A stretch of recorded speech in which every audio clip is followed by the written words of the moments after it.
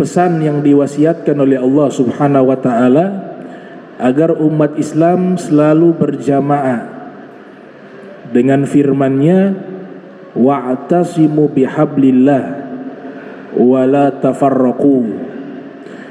Berpegang teguhlah dengan tali Allah. Nah, ini penjelasan tentang jamaah, karena hadis ini membahas tentang solat berjamaah. Jadi berjamaah itu bukan hanya di dalam solat punya fadilah, tapi amalan-amalan lain juga punya fadilah ketika kita lakukan secara berjamaah.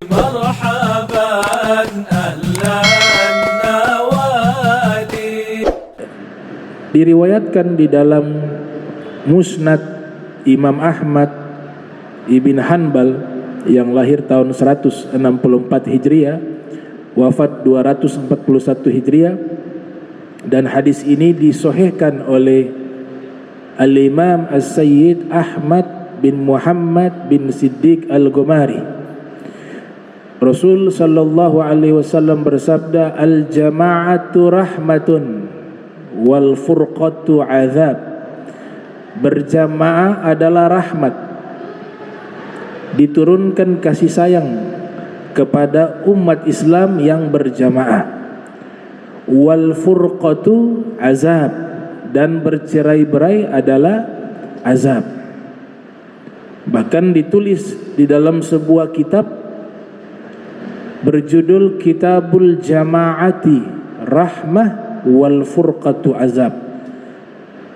Kitab yang ditulis oleh Syekh Sobri Salamah Syahin, yang membahas tentang begitu pentingnya umat Islam selalu berjamaah, selalu bersatu.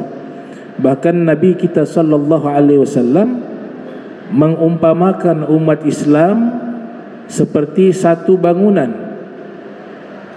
Beliau katakan, kal bunyanil wahid yashudduhu ba'duhum ba'dha.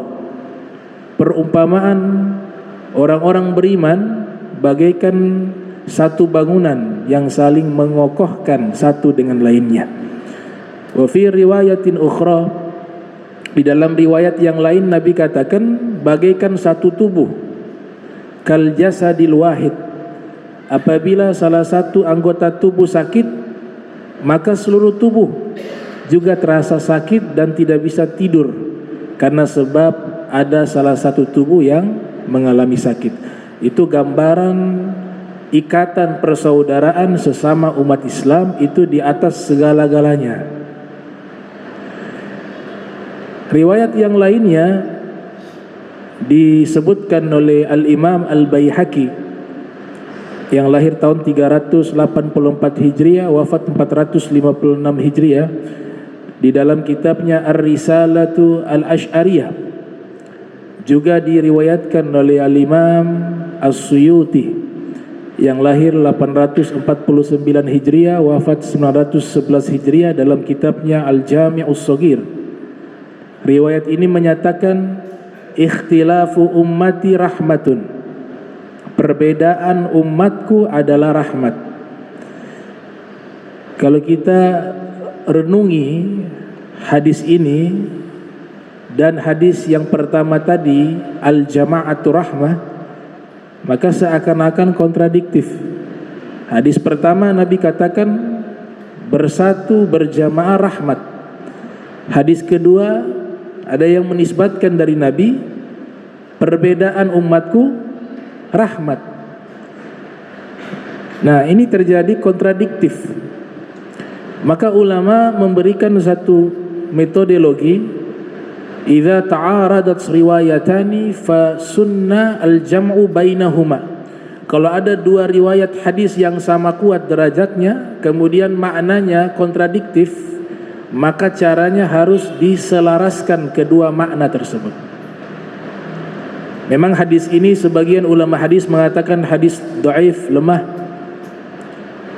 Sebagian mengatakan hadis hasan. Imam Suyuti mengatakan hadis ikhtilafu ummati rahmatun, derajatnya hasan. As-Sayyid Ahmad Al-Ghumari mengatakan derajat hadis tersebut dhaif, lemah. Tapi ada juga ulama yang coba menselaraskan dua makna hadis tersebut. Makna yang pertama, apabila umat Islam bercerai-berai, banyak terjadi khilaf, pertentangan di antara mereka, maka yang terjadi adalah azab. Tapi jika perbedaan tersebut di kalangan sesama ulama di dalam bidang hukum agama, maka itulah rahmat. Sehingga diartikan kata umat, ikhtilafu ummati rahmatun, perbedaan umatku adalah rahmat. Itu yang dimaksud, bukan umat secara umum, tapi secara khusus para ulama.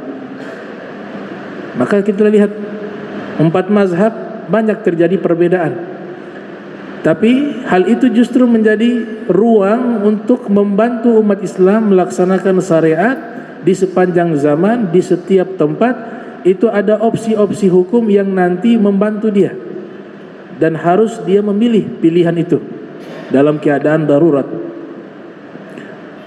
Maka ikhtilaf sesama umat Islam dari kalangan orang-orang awam itu adalah musibah, adalah azab.